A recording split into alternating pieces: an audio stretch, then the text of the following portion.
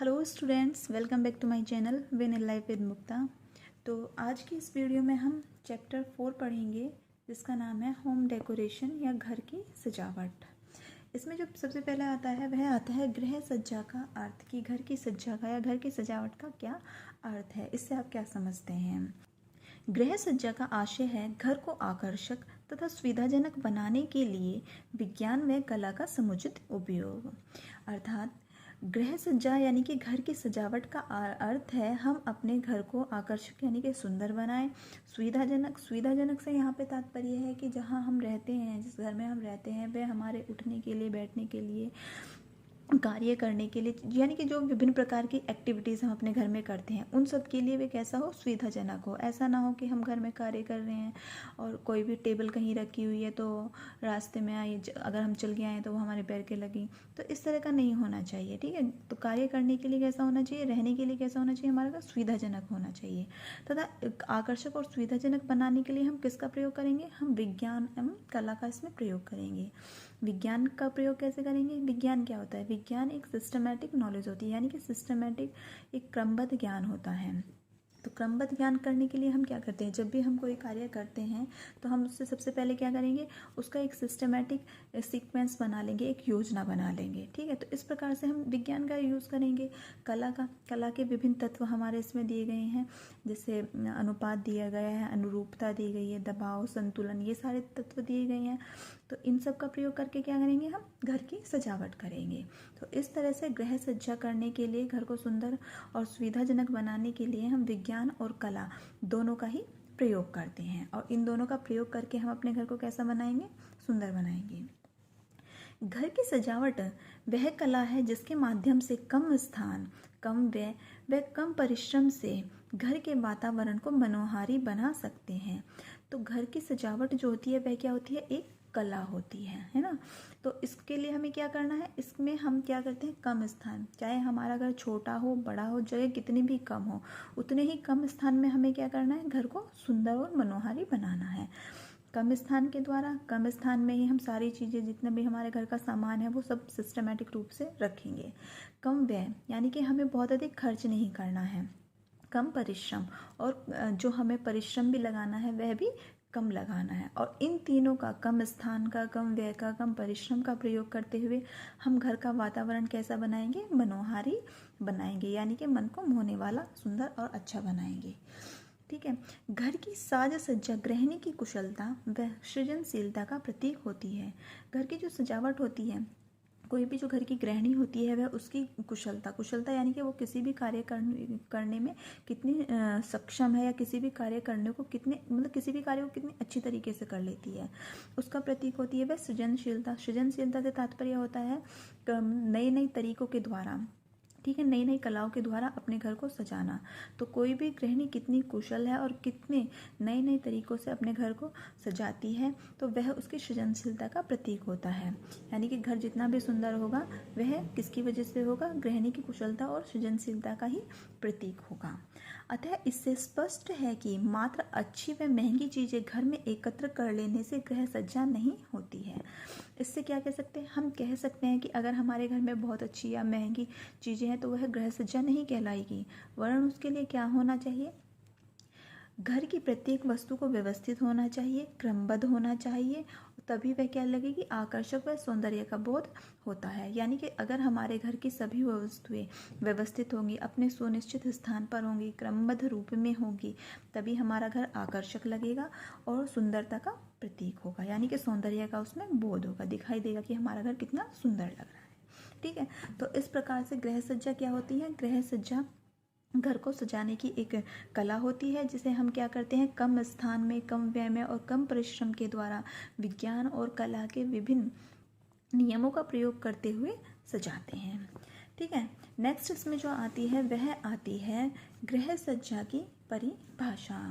तो यह परिभाषा किसके द्वारा दी गई है, यह दी गई है सुंदर राज के अनुसार गृह सज्जा की परिभाषा। इन्होंने क्या कहा है, आंतरिक सज्जा एक सृजनात्मक कला है। तो आंतरिक सज्जा यानी कि घर के अंदर की सजावट से मतलब है एक सृजनात्मक कला है। सृजनात्मक यानी कि नए नए तरीकों से सजाने की एक कला है, क्योंकि हम नए नए तरीक़ों से, ये नहीं कि किसी ने जैसा अपना घर सजाया हो वैसे ही हम सजाएंगे। नई नई क्रिएटिविटी, अलग अलग तरीके निकालना कि उन अलग अलग तरीके के द्वारा हम किस प्रकार से अपना घर सजाते हैं, जो कि एक साधारण घर की काया पलट सकता है। कोई अगर साधारण घर भी है, चाहे छोटा है चाहे कच्चा है, तो वह उसकी काया पलट सकता है। यानी कि अगर हम अच्छे से सुंदर बना करते हैं, घर की सजावट करते हैं, तो वह भी बहुत अच्छा लगने लगेगा।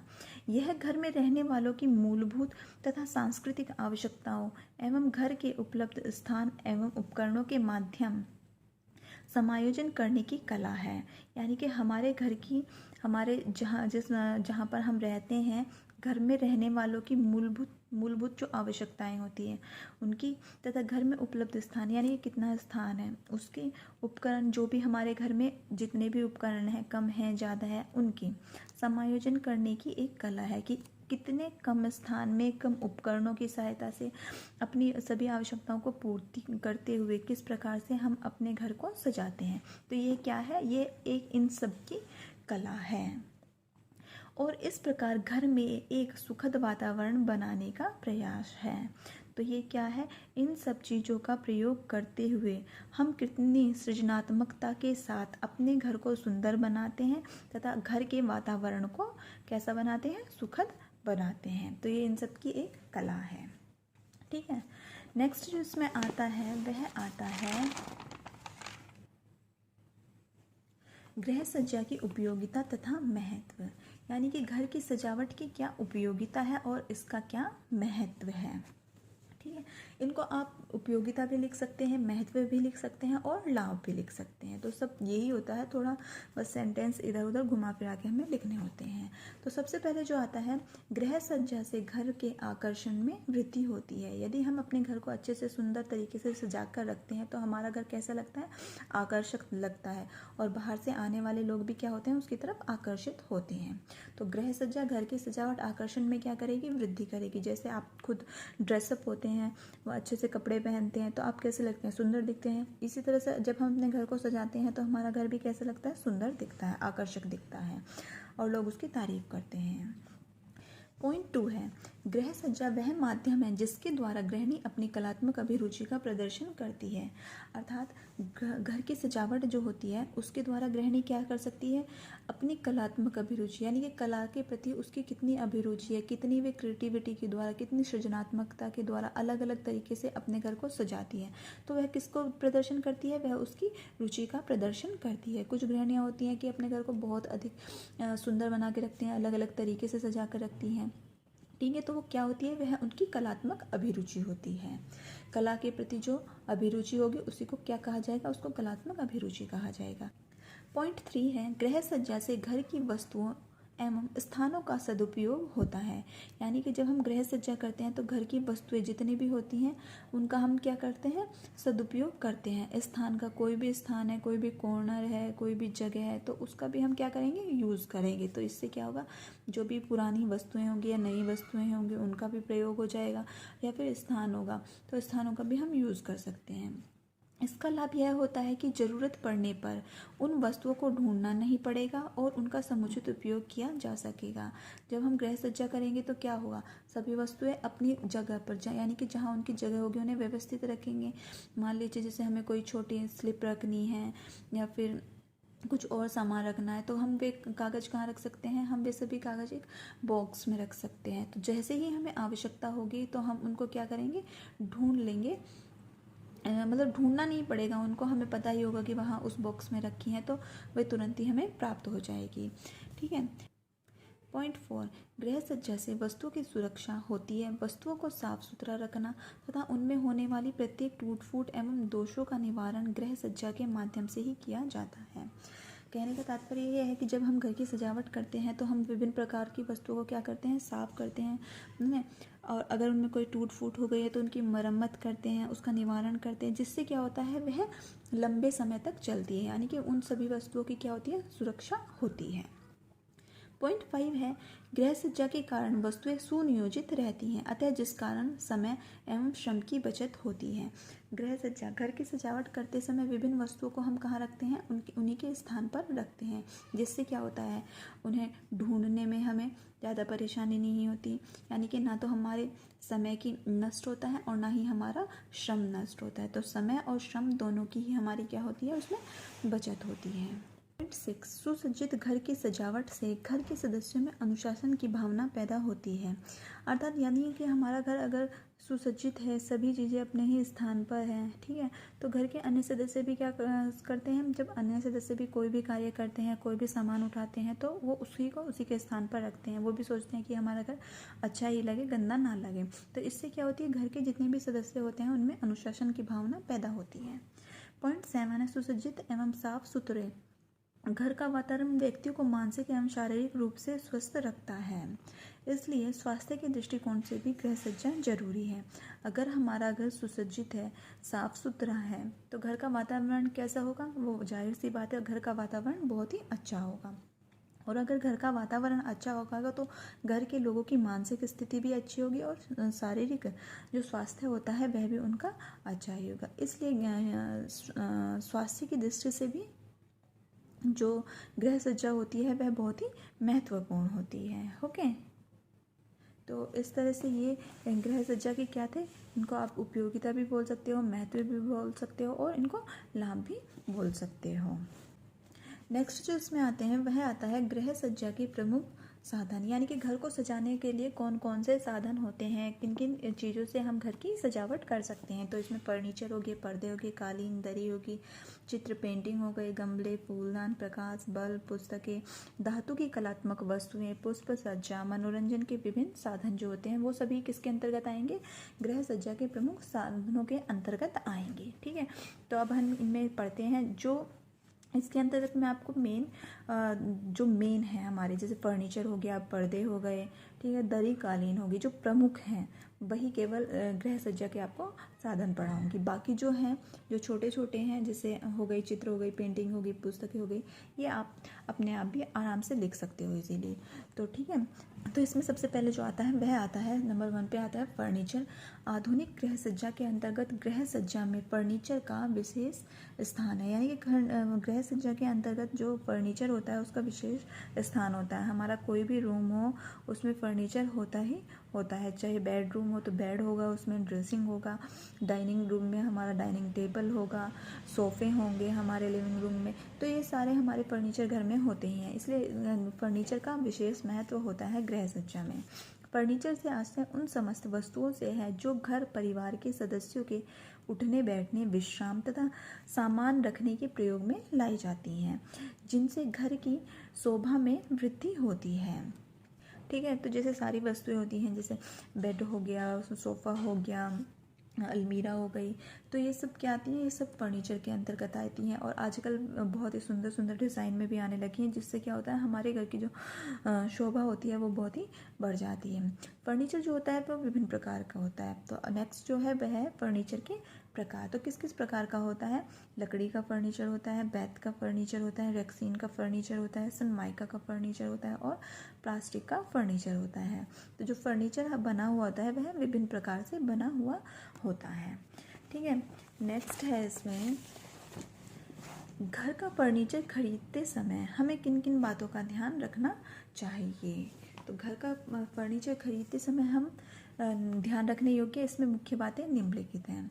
नंबर 1 है फर्नीचर सजावटी न खरीदकर उपयोगिता को ध्यान में रखकर ही खरीदना चाहिए।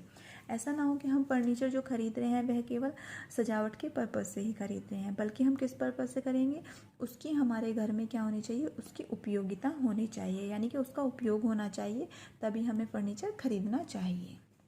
नंबर 2 है फर्नीचर कमरे के हिसाब से छोटा या बड़ा खरीदना चाहिए। जैसे भी आपके घर का कमरों का साइज है, छोटे कमरे के लिए छोटा फर्नीचर और बड़े कमरे के लिए बड़ा ही फर्नीचर खरीदना चाहिए। नंबर 3 है फर्नीचर का डिज़ाइन आकर्षक व प्रचलन में हो। ऐसा नहीं है फर्नीचर खरीदते समय केवल हमें मजबूती का ध्यान रखना चाहिए और मजबूती के चक्कर में हम कोई भी पुराने डिज़ाइन का फर्नीचर खरीद लें। तो फर्नीचर हमें कैसा खरीदना है, आकर्षक भी होना चाहिए, मजबूत भी होना चाहिए और वर्तमान समय में वह प्रचलित भी होना चाहिए। पॉइंट 4 है फर्नीचर का टिकाऊपन तथा उसकी गुणवत्ता का विशेष ध्यान रखना चाहिए। यानी कि जो फर्नीचर हम खरीद रहे हैं वह टिकाऊ हो, यानी कि लंबे समय तक चलने वाला हो। उसकी गुणवत्ता यानी कि उसमें जो गुण है वे भी उन सबको ध्यान में रखकर खरीदना चाहिए। गुणवत्ता से तात्पर्य यही है कि उसमें टिकाऊपन हो, देखने में सुंदर भी लगे, लंबे समय तक चले, उसमें दीमक ना लगे और हमारे बजट में भी हो। ओके। पॉइंट 5 है फर्नीचर सदैव अपने बजट के अनुसार ही खरीदें। जब भी हम कोई फर्नीचर खरीदते हैं तो हमें अपने बजट में रहकर ही वह खरीदना चाहिए। पॉइंट 6 है शीशम तथा सागौन की लकड़ी का फर्नीचर सदैव मजबूत रहता है और इन लकड़ियों में दीमक भी नहीं लगती है। तो हमेशा फर्नीचर जो खरीदना चाहिए हमें शीशम की लकड़ियों का या सागौन की लकड़ियों का बना हुआ ही खरीदना चाहिए। ये मजबूत भी होता है और इसमें किसी भी प्रकार की कोई भी दीमक भी नहीं लगती है। नेक्स्ट जो इसमें हेडिंग है वह आती है विभिन्न प्रकार के फर्नीचर की देखभाल। क्योंकि हमारे फर्नीचर अभी हमने पढ़ा है ना कि विभिन्न प्रकार के होते हैं, तो उनकी देखभाल भी कैसी होगी, अलग अलग तरह की ही होगी। तो जो सबसे पहले आता है वह आता है इसमें लकड़ी के फर्नीचर की देखभाल की। आप लकड़ी का जो फर्नीचर होता है उसकी देखभाल आप किस प्रकार से करेंगे। पॉइंट 1 है लकड़ी के फर्नीचर की प्रतिदिन सफाई करनी चाहिए। क्योंकि प्रतिदिन ही क्या होता है, धूल मिट्टी गर्द जो होती है वह फर्नीचर पर बैठ जाती है। तो हमें जो लकड़ी का हमारा फर्नीचर है उसकी प्रतिदिन ही सफाई करनी चाहिए। नंबर 2 है फर्नीचर की गंदगी साफ करने के लिए एक मुलायम गीले कपड़े का प्रयोग करें और फिर सूखे कपड़े से साफ कर दें।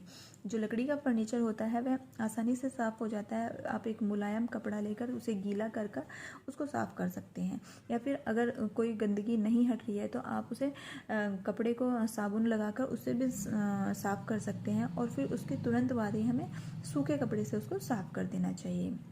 पानी उस पर लगा हुआ, फर्नीचर पर पानी नहीं लगा रहना चाहिए। पॉइंट 3 है फर्नीचर की खरोंच या दरार दूर करने के लिए उसमें मोम से रगड़ा जा सकता है। यदि आपके फर्नीचर पर किसी भी प्रकार की लाइनिंग आ गई हो, निशान पड़ गए हो, खरोंच आ गई हो, तो उसके लिए क्या करना चाहिए, जो मोम होता है उसको उस पर रगड़ देना चाहिए। जिससे क्या होगा, जो खरोंच और दरार होगी वो सब भर जाएंगी। नेक्स्ट इसमें है पॉइंट 4 है फर्नीचर पर लगे दाग धब्बों को छुड़ाने के लिए ऑक्जेलिक अम्ल या अमोनिया या स्प्रिट आदि का प्रयोग भी किया जा सकता है। अगर फर्नीचर पर दाग धब्बे लग गए हैं जो नहीं छूट रहे हैं, जैसे हमने गरम प्रेस रख दिया, गरम कोई बर्तन रख दिया, तो उसके अगर दाग धब्बे नहीं छूट रहे हैं तो हम मार्केट से ऑक्जेलिक अम्ल भी ला सकते हैं, अमोनिया का भी यूज़ कर सकते हैं, स्प्रिट का भी यूज़ कर सकते हैं। तो उसे कपड़े पर लगा के उससे साफ़ कर सकते हैं और फिर पानी से उसको साफ़ कर देंगे। तो इससे क्या होगा, वो आसानी से छूट जाएंगे। पॉइंट 5 है समय समय पर फर्नीचर पर पॉलिश व वार्निश आदि करवाई जानी चाहिए, जिससे फर्नीचर की आयु बढ़ जाती है। तो समय समय पर अगर हमें लग रहा है कि उसकी पॉलिश उतर रही है, वार्निश उतर रही है, तो हमें करा देनी चाहिए ताकि वो लंबे समय तक चल सके। नेक्स्ट जो आता है वह आता है इसमें प्लास्टिक का फर्नीचर, यानी कि प्लास्टिक के फर्नीचर की देखभाल जो है हम किस प्रकार से करेंगे। पॉइंट 1 है प्लास्टिक के फर्नीचर पर लगे दाग धब्बों को हटाने के लिए गीले कपड़े अथवा साबुन के पानी का प्रयोग किया जा सकता है। इससे दाग धब्बे कैसे हो जाते हैं, आसानी से छूट जाते हैं। फर्नीचर को धूप व ताप से बचाएं। फर्नीचर चाहे किसी भी प्रकार का हो, चाहे लकड़ी का हो, प्लास्टिक का हो, धातु का हो, वह धूप और ताप से हमें बचाना ही चाहिए। खासकर प्लास्टिक का तो बचाना ही पड़ेगा, क्योंकि अगर ताप या आग के संपर्क में वो आएगा तो पिघल सकता है। तो उसे धूप और ताप से हमें बचाना चाहिए। पॉइंट 3 है इन पर अधिक वजन ना डालें। प्लास्टिक का जो फर्नीचर होता है वैसे तो वो मजबूत ही होता है, लेकिन आवश्यकता से अधिक वजन उस पर ना डालें। कई बार क्या होता है, लोग उस पर बहुत सारा सामान रखते हैं तो हो सकता है वह टूट जाए। तो कभी भी बहुत अधिक वजन उस पर ना डालें। ओके। नेक्स्ट जो आता है वह आता है पॉइंट 3 है इसमें धातु के फर्नीचर, यानी कि धातु का फर्नीचर होता है, धातु के फर्नीचर की देखभाल से मतलब है यहाँ पे। धातु का फर्नीचर 2 तरह का हो सकता है, एल्यूमिनियम का भी हो सकता है और लोहे का भी हो सकता है। तो इन दोनों की देखभाल हम किस तरह से करेंगे। एल्यूमिनियम हेतु नियमित सफाई पर्याप्त होती है, यानी एल्यूमिनियम का जो हमारा फर्नीचर होता है उसकी सफाई हमें प्रतिदिन करनी चाहिए। बल्कि इसी की नहीं, फर्नीचर तो चाहे किसी का भी बना हुआ, प्लास्टिक का, लकड़ी का, लोहे का, सभी की प्रतिदिन सफाई करनी चाहिए, जिससे धूल मिट्टी दूर रहे। उससे गीले कपड़े तथा साबुन से भी इसकी सफाई की जा सकती है। इससे फर्नीचर पर लगे मैल दाग धब्बे साफ हो जाते हैं। गीली सफाई के बाद फर्नीचर को सूखे कपड़े से पोंछ देना होता है। यानी कि कोई भी आप किसी भी फर्नीचर की सफाई कर रहे हो तो उसके सफाई करने के तुरंत बाद ही उसको आप सूखे कपड़े से पोंछ जरूर दें। नेक्स्ट जो आता है इसमें जो हमारा धातु का फर्नीचर है, इसी में आता है हमारा लोहे के फर्नीचर की सफाई या लोहे के फर्नीचर की देखभाल हम किस प्रकार से करेंगे। तो लोहे के फर्नीचर की देखभाल हेतु उस पर समय समय पर पेंट करवाना आवश्यक होता है। पेंट उतर जाने पर लोहे का फर्नीचर कैसा लगने लगता है? भद्दा लगने लगता है, गंदा लगने लगता है, उसमें जंग लग जाता है। अगर कोई भी फर्नीचर है जहाँ से भी उसका लोहे का फर्नीचर बना हुआ है, अगर उसका पेंट हट जाता है और वहाँ पर जंग लगने की जो संभावना होती है वो बढ़ जाती है।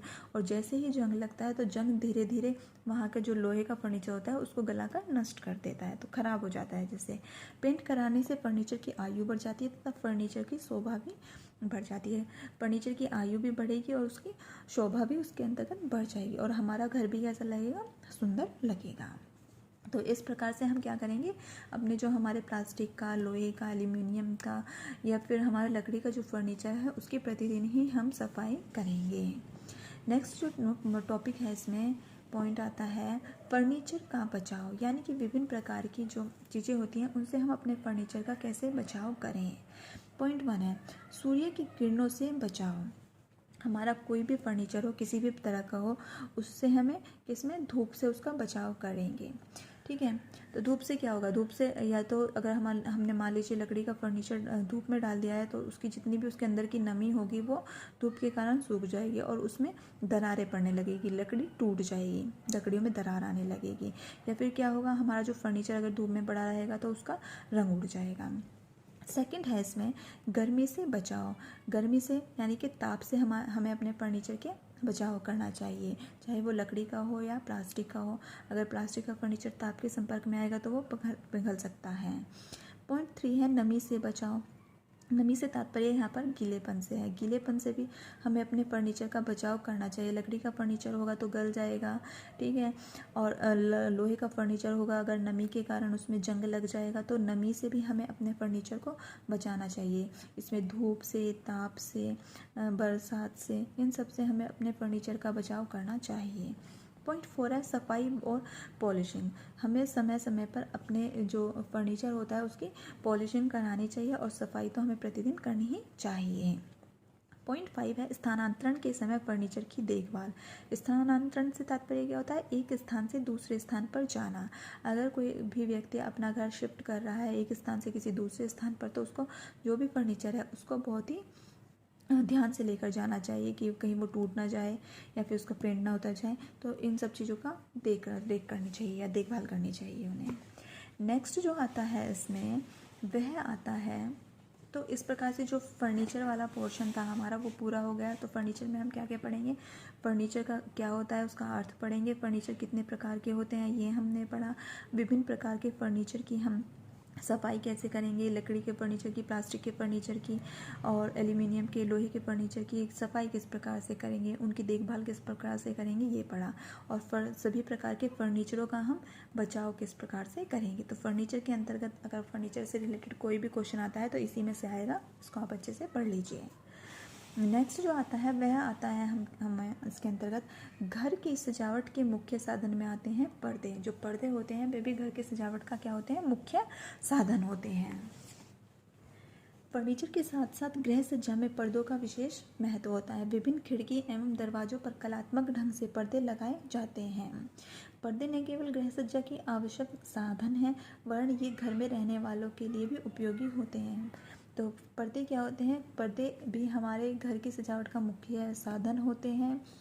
ये भी हमारे घर की सजावट में शोभा में वृद्धि करते हैं और घर में रहने में भी इनकी उपयोगिता होती है। ये हमें धूल से बचाते हैं, धूप से बचाते हैं, बाहर से जो धूल आती है उनसे ये बचाव करते हैं और घर में जो एकांत यानी कि शांति का जो माहौल होता है वो बनाए रखते हैं। ओके, तो पर्दों का चुनाव करते समय हमें किन किन बातों का ध्यान रखना चाहिए।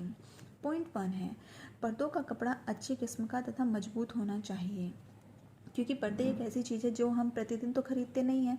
तो इसलिए जब भी हम पर्दे खरीद रहे हैं तो अच्छी क्वालिटी का हमें खरीदना चाहिए। उसका कपड़ा कैसा हो? अच्छा होना चाहिए, अच्छी किस्म का होना चाहिए तथा वह कैसा होना चाहिए? मजबूत होना चाहिए ताकि वह लंबे समय तक चले।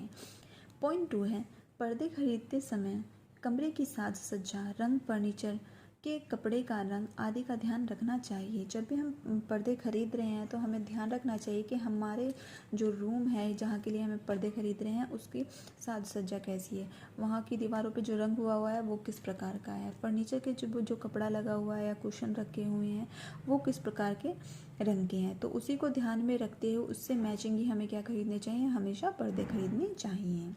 पॉइंट 3 है, सरलतापूर्वक धुल सकने वाले पर्दे ही चुनने चाहिए। पर्दे हमेशा वैसे चुने जो सरलता से धुल जाए, यानी कि ना तो बहुत ही अधिक भारी होने चाहिए ना ही बहुत अधिक हल्के होने चाहिए। ऐसा तो नहीं है कि आप उन पर बार बार ड्राई क्लीन कराएंगे, तो पर्दे ऐसे हों जो घर में ही सरलता से धुल जाएं। नेक्स्ट जो इसके अंतर्गत आता है वह आता है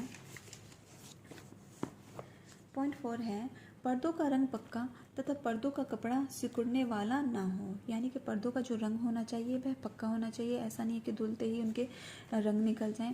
पर्दों का कपड़ा भी कैसा होना चाहिए, वह सिकुड़ता ना हो, यानी कि सिकुड़न ना पड़े पर्दे धुलने पर। तो इस तरह का हमें जो पर्दे होते हैं वे खरीदने चाहिए। पॉइंट 5 है, कपड़े को संबंधित खिड़की या दरवाजे के आकार में फैलाकर देख लेना चाहिए। हमें देख लेना चाहिए कि हमारे खिड़की दरवाजे का आकार इस तरह का है, ठीक है। तो उसी के आधार पर हमें कपड़े को फैला के हम देख लेंगे कि ये वहाँ पर सुंदर लगेगा या नहीं लगेगा।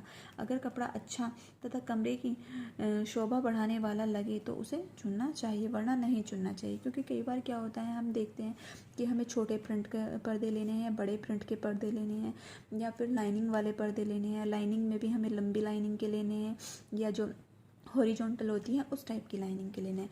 तो इन सभी चीज़ों का हमें ध्यान रखकर ही पर्दों का चुनाव करना चाहिए।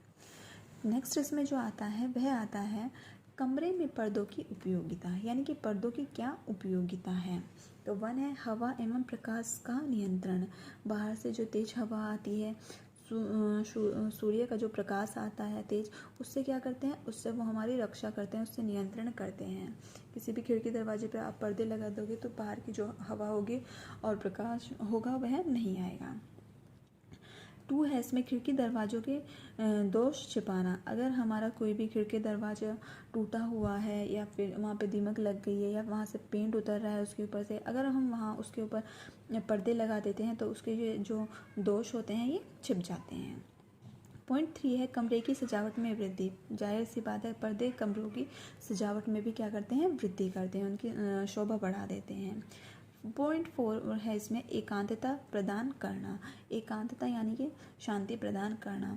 बाहर जो रोड पे बहुत सारे व्हीकल चलते रहते हैं, शोर होता रहता है, तो पर्दे क्या करते हैं, बाहर का शोर अंदर कम आने देते हैं। तो इस तरह से वो एकांतता का जो वातावरण होता है वह भी हमें प्रदान करते हैं। अगर आता है आपके एग्ज़ाम में, क्योंकि ये काफ़ी इम्पोर्टेंट है कि कमरे में पर्दों की उपयोगिता लिखिए, तो आप इनको थोड़ा डिटेल में लिखिए। मैंने छोटे पॉइंट में लिखा हुआ है, तो आप इसमें हेडिंग बनाकर इसके अंदर भी लिख सकते हैं। जैसे मैंने आपको समझाया वही बातें आपको इसके अंदर लिखनी है, ठीक है। नेक्स्ट आता है इसमें घर की सजावट के महत्वपूर्ण साधन कौन से हैं, दरी और कालीन। दरी और कालीन भी जो होते हैं वह घर की सजावट का क्या होते हैं, महत्वपूर्ण साधन होते हैं। गृह सज्जा में फर्श की सजावट के लिए फर्श पर बिछावन का प्रयोग किया जाता है। बिछावन से तात्पर्य यहाँ पे किससे है, दरी और कालीन से है। मुख्य रूप से दरी एवं कालीन गृह सज्जा में फर्श के बिछावन, फ्लोर कवरिंग के रूप में प्रयोग किए जाते हैं। यानी कि फ्लोर का कवर के रूप में इनको प्रयोग किया जाता है। जैसे हम अपने बेड पे चादर बिछाते हैं, वैसे ही फर्श के लिए क्या होती है, बिछावन होती है। ये अनेक प्रकार के होते हैं, परंतु उनमें से मुख्य दरी व कालीन होते हैं। इनके अतिरिक्त आजकल प्लास्टिक के तथा पीवीसी के अनेक प्रकार के जो बिछावन होते हैं वह मार्केट में उपलब्ध हैं। तो जैसा भी आपका बजट हो या जैसे भी आपको लेना हो, जैसे आपकी पसंद हो, उसी के अनुसार आप अपने घर के लिए दरी और कालीन ले सकते हैं। तो इस प्रकार से आप अपने घर के लिए किसी भी प्रकार का जो भी आपको पसंद हो वो फ्लोर कवर ले सकते हैं। फ्लोर कवर लेने के यानी कि जो दरी और बिछावन होती है उनकी क्या उपयोगिता होती है हमारे घर में, ठीक है। तो वे उपयोगिता इसमें दी गई है या उसका महत्व दिया गया है। पॉइंट 1 है, उच्च कोटि की कालीन को बिछाया जाना परिवार के रहन सहन के स्तर को दर्शाता है। यदि हमारे घर में उच्च कोटि का यानी कि महंगा, दिखने में सुंदर हो, सॉफ्ट हो, इस प्रकार का कोई भी कालीन बिछा हुआ है तो वह क्या दर्शाता है, वह हमारे परिवार का रहन सहन का स्तर जो है उच्च है, यह दर्शाता है। पॉइंट 2 है, यदि फर्श पर बिछावन हो तो घर का वातावरण या कमरे का वातावरण शांत रहता है। फर्श पर बिछावन से चलने फिरने तथा सामान इत्यादि रखने या उठाने से होने वाला अवांछित शोर से बचाव होता है। जब भी हम कोई कार्य करते हैं या चलते फिरते हैं, कोई सामान इधर से उधर उठाकर रखते हैं, तो अगर नीचे फ्लोर कवर बिछा हुआ है, बिछावन बिछा हुआ है, तो उससे शोर ज़्यादा नहीं होता है। मान लीजिए नीचे कोई भी फ्लोर कवर बिछा हुआ है और कोई सामान उस पर गिर गया है तो उस पर वो उतना शोर नहीं करेगा, लेकिन अगर फर्श पर वो गिरता है तो वो बहुत अधिक शोर करता है। ठीक है। पॉइंट 3 है, बिछावन वाले फर्श पर बच्चों के खेलते हुए गिर जाने पर चोट अथवा रगड़ या खरोंच लगने की आशंका कम होती है। अगर कहीं फ्लोर कवर या दरी बिछी हुई है, कालीन बिछा हुआ है और वहाँ पर बच्चे खेलते हुए गिर जाते हैं तो उनको चोट या रगड़ या खरोंच जो लगती है वो बहुत ही कम लगती है। पॉइंट 4 है, ठंडे प्रदेशों में अथवा सर्दी के मौसम में मकान के फर्श बहुत ठंडे हो जाते हैं। इस स्थिति में फर्श पर कोई दरी या ऊनी कालीन बिछा हो तो फर्श ठंडा नहीं लगता है तथा घर का वातावरण भी उष्ण प्रतीत होता है, क्योंकि सर्दियों में जहाँ पर ठंडे प्रदेश होते हैं यानी कि जहाँ बहुत ठंड होती है पहाड़ों पर जैसे, तो वहाँ तो कालीन और दरी का प्रयोग करना अनिवार्य सा ही होता है। लेकिन जब सर्दी का मौसम होता है तो उस मौसम में भी आप अपने फर्श पर क्या बिछा सकते हैं, दरी बिछा सकते हैं, क्योंकि सर्दी के दिनों में जो हमारा फर्श होता है वह बहुत ही ठंडा लगता है, तो उससे पैरों में बहुत अधिक ठंड लगती है। तो अगर आप फर्श बिछा देते हैं तो हमें पैरों में ठंड नहीं लगती है और घर का जो वातावरण होता है वो भी थोड़ा गर्म यानी कि उष्ण प्रतीत होता है। पॉइंट 5 है, बिछावन द्वारा कमरा आकर्षण लगता है। अगर कोई भी फ्लोर कवर बिछा हुआ है तो उसके द्वारा हमारा कमरा आकर्षक भी लगेगा, क्योंकि अब मार्केट में विभिन्न प्रकार के जो होते हैं फ्लोर कवर आते हैं, बहुत ही डिज़ाइन के, प्रिंटेड आते हैं, कलरफुल आते हैं। आप अपने कमरे के कलर के हिसाब से या फर्नीचर के हिसाब से उनको खरीद सकते हैं, जिससे क्या लगता है, कमरा बहुत ही आकर्षक लगता है और देखने में बहुत अधिक सुंदर लगता है। ओके। नेक्स्ट जो इसमें आता है वह आता है गृह सज्जा के मुख्य साधन और गृह सज्जा के उपसाधन। कुछ घर की सजावट के कुछ साधन जो होते हैं वो मुख्य होते हैं और कुछ साधन जो होते हैं वो उपसाधन के अंतर्गत आते हैं। तो प्रमुख साधन में कौन कौन से आएंगे, फर्नीचर, पर्दे, दरी एवं कालीन जो होंगे ये हमारे मुख्य साधन के अंतर्गत आएंगे। अधिकतर जो आपके एग्ज़ाम होते हैं उनमें से इन्हीं में से आता है कि फर्नीचर की क्या उपयोगिता है या पर्दों की क्या उपयोगिता है, या पर्दे खरीदते समय, फर्नीचर खरीदते समय आप किन किन बातों का ध्यान रखेंगे, दरी की क्या उपयोगिता है, कालीन की क्या उपयोगिता, यही आता है। सेकेंडरी जो होते हैं हमारे उपसाधन जो होते हैं वह होते हैं विभिन्न प्रकार के चित्र जो हम घर में लगाते हैं। पुष्प सज्जा हो सकती है, आप जो ओरिजिनल पुष्प होते हैं उनकी भी सज्जा कर सकते हैं, जो आर्टिफिशियल पुष्प होते हैं उनसे भी सज्जा कर सकते हैं। लैंप शेड तथा झूमर, विभिन्न प्रकार के झूमर और कलरफुल लाइट के लैंप शेड जो होते हैं उनके द्वारा आप घर की सजावट कर सकते हैं। पॉइंट 4 है सजावटी वस्तुएं, विभिन्न प्रकार के जो शो पीस अब आते हैं ना उनके द्वारा भी आप घर की सजावट कर सकते हैं। पॉइंट 5 है मनोरंजन की विभिन्न वस्तुएं। मनोरंजन की विभिन्न वस्तुएं के अंतर्गत हमारा टीवी हो गया, टेप हो गया, है ना, तो इन सब के द्वारा भी हम क्या कर सकते हैं, अपने घर की सजावट करते हैं।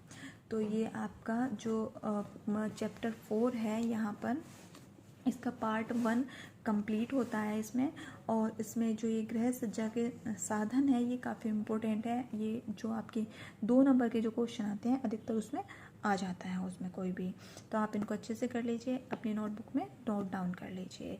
नेक्स्ट वीडियो में मैं आपको इसका दूसरा भाग पढ़ाऊँगी। तो अपना काम पूरा करते रहिए, साथ ही साथ थोड़ा थोड़ा याद भी आप करते रहिए, ठीक है, जिससे ये बाद में आपको ज़्यादा परेशानी नहीं होगी, बाद में बहुत अधिक याद नहीं करना पड़ेगा।